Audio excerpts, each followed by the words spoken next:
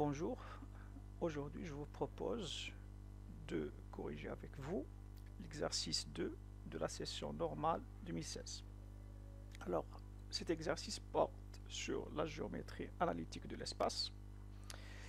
Dans l'espace rapporté à un repère orthonormé direct O, I, J, K, on considère les points A de coordonnées 2, 1, 3, le point B de coordonnées 3, 1, 1, le point C de coordonnées 2, 2, 1 et la sphère S d'équation x carré plus y carré plus z carré moins 2x plus 2y moins 34 égale 0. Question 1a. L'exercice demande de montrer que AB vectoriel AC est égal à 2i plus 2j plus k. Alors, on commence tout d'abord par déterminer les coordonnées du vecteur AB. Alors, comment on détermine les coordonnées d'un vecteur?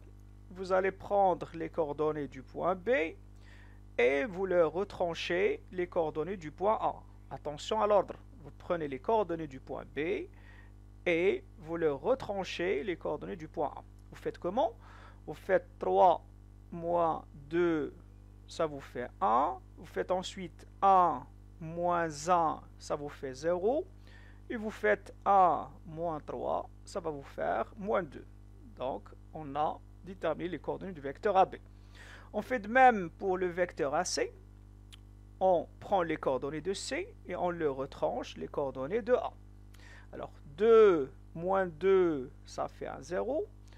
2 moins 1, ça fait un 1.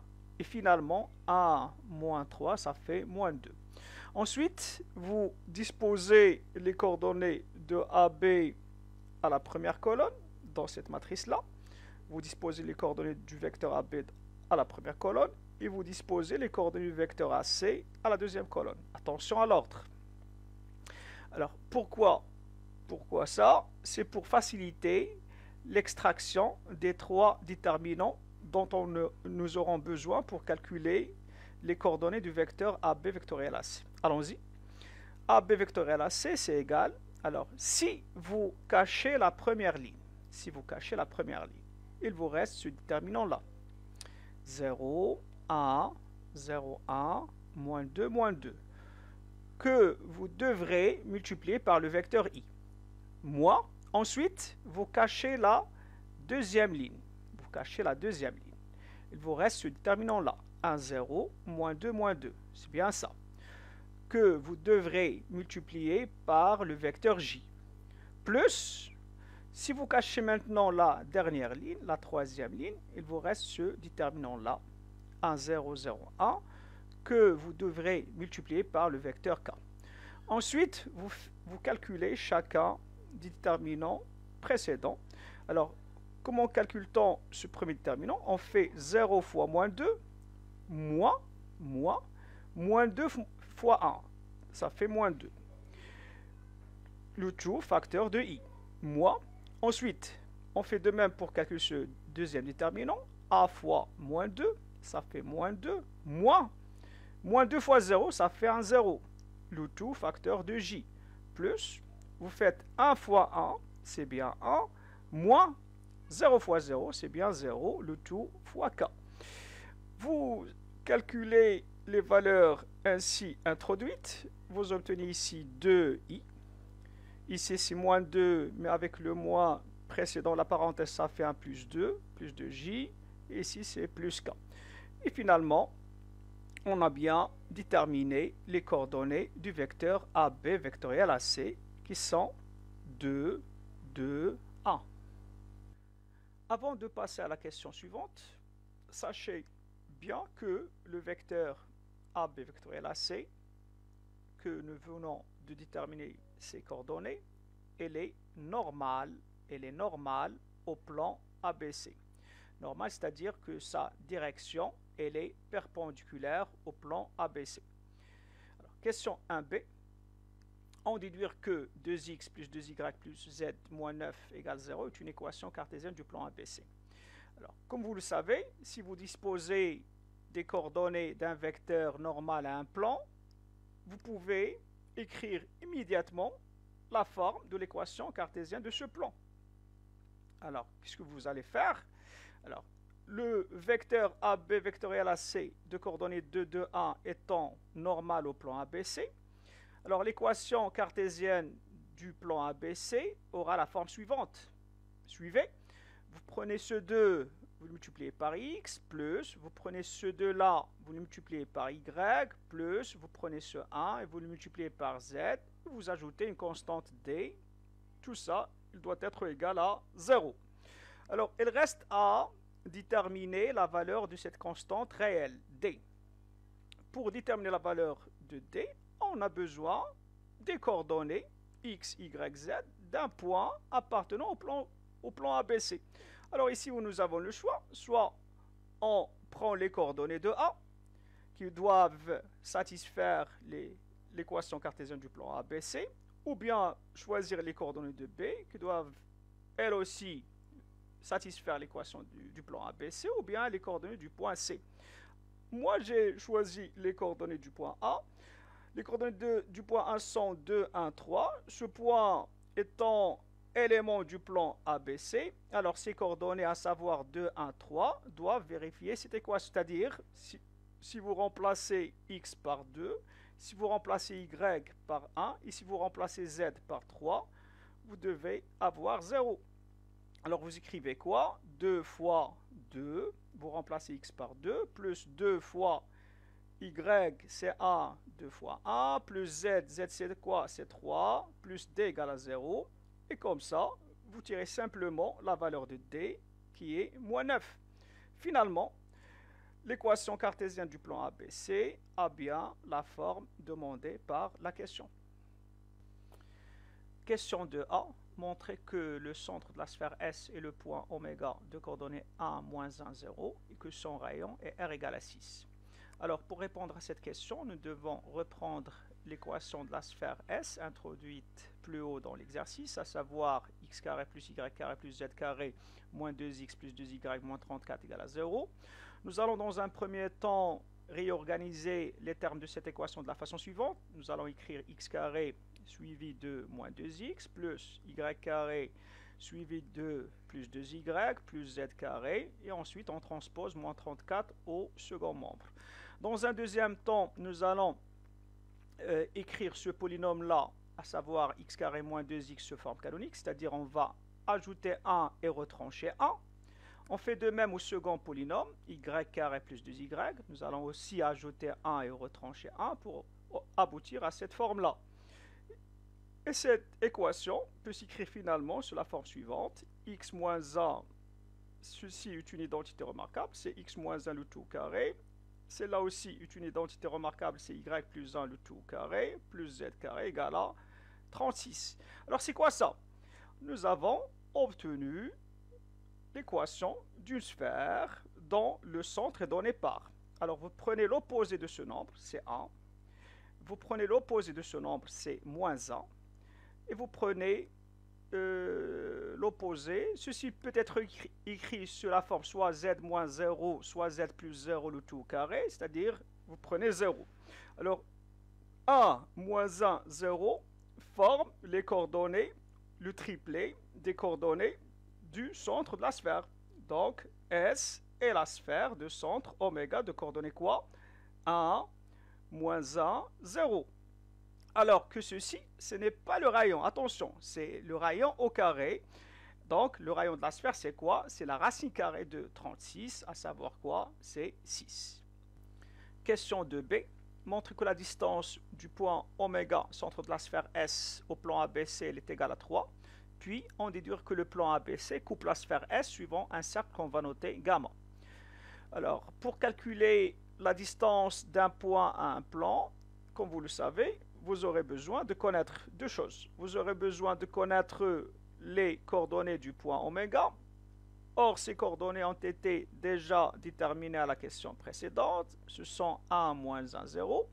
Et vous aurez aussi besoin de connaître l'équation cartésienne du plan ABC, à savoir 2x plus 2y plus z moins 9 égale à 0.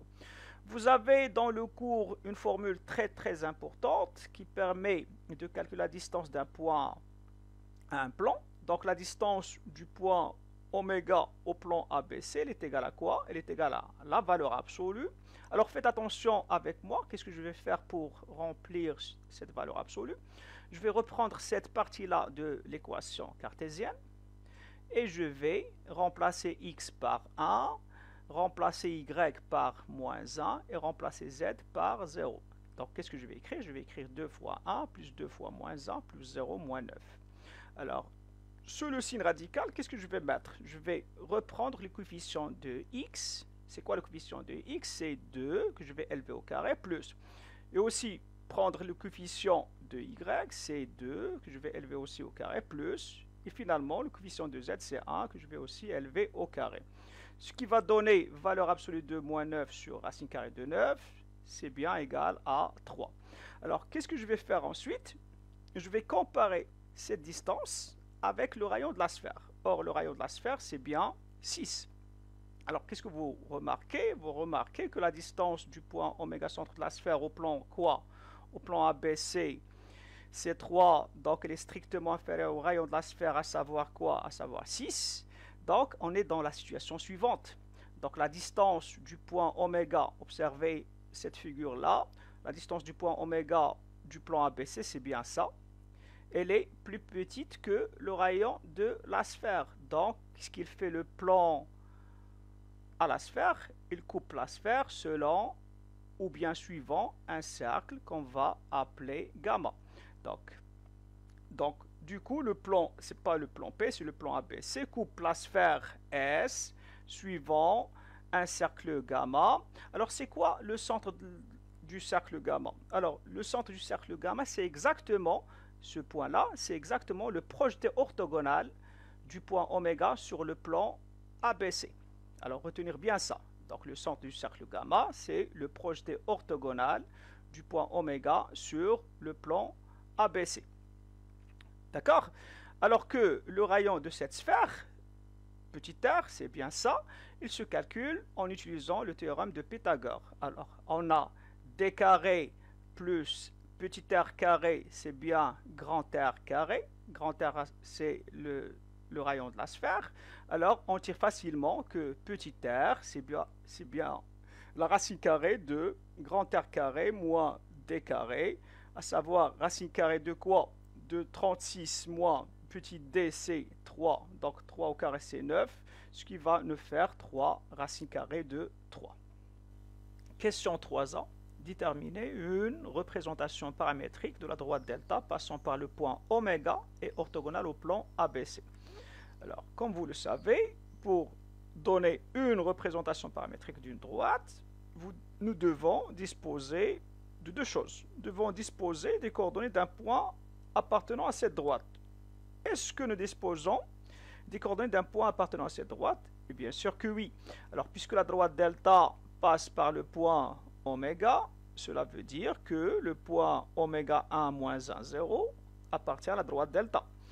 Nous devons aussi disposer des coordonnées d'un vecteur directeur pour voir qu'on dispose déjà d'un vecteur directeur à la droite delta, ou bien pour la droite delta. Revenons une deuxième fois sur le dessin de tout à l'heure. Alors, la droite delta, elle est comment? Elle est perpendiculaire au plan ABC. Et le vecteur AB vectoriel AC, déjà traité à la question 1 de cet exercice, elle est comment? Elle est normale au plan ABC. Donc, qu'est-ce que vous allez déduire? Vous allez déduire tout simplement que ce vecteur-là, AB vectoriel AC, dirige la droite delta. Voilà. Donc, AB vectoriel AC, 2, 2, 1, il dirige quoi? La droite delta. Du coup, notre représentation paramétrique s'écrira sous la forme suivante: x égale, y égale, z égale. Alors faites attention, vous prenez d'abord les coordonnées du point oméga que vous disposez de la façon suivante: 1, moins 1, 0, plus. Ensuite, vous prenez les coordonnées du vecteur directeur, à savoir 2, 2, 1, que vous allez multiplier par un paramètre de votre choix, soit t, soit k, soit lambda. Vous notez ce que vous voulez, donc plus de t, plus de t, plus t. Alors, ce système-là est une représentation paramétrique de la droite delta. Question 3b. Montrer que le centre du cercle gamma est le point grand B. Alors, revenons une dernière fois sur notre dessin. Alors, c'est quoi le centre du cercle gamma? Le centre du cercle gamma, c'est exactement le point d'intersection de la droite delta avec le plan ABC. Je reprends une deuxième fois. C'est quoi le centre du cercle gamma? C'est le point d'intersection de la droite delta avec le plan ABC. Donc, pour déterminer les coordonnées du point d'intersection de la droite delta et du plan ABC, il suffit de résoudre le système formé par les trois équations de la représentation paramétrique de la droite delta et l'équation cartésienne du plan ABC. Alors, la résolution d'un tel système, elle est très aisée. Il suffit de remplacer x, y, z, remplacer x, y, z par 1 plus 2t, moins 1 plus 2t et t. Donc on remplace x, y, z respectivement par 1 plus 2t, moins 1 plus 2t, t dans l'équation cartésienne du plan ABC pour obtenir l'équation suivante qui va nous donner une seule valeur de t. T c'est combien? C'est 1. Et finalement, vous prenez cette valeur-là et vous remplacez dans la représentation paramétrique pour obtenir les coordonnées du centre du cercle gamma. Alors si vous remplacez t par 1, vous allez obtenir 3, vous allez obtenir 1, vous allez obtenir 1. Ainsi, les coordonnées du centre du cercle gamma sont exactement 3, 1, 1. Il faut observer au final qu'il s'agit là des coordonnées du point B. Par suite, B, 3, 1, 1 est exactement le centre du cercle gamma.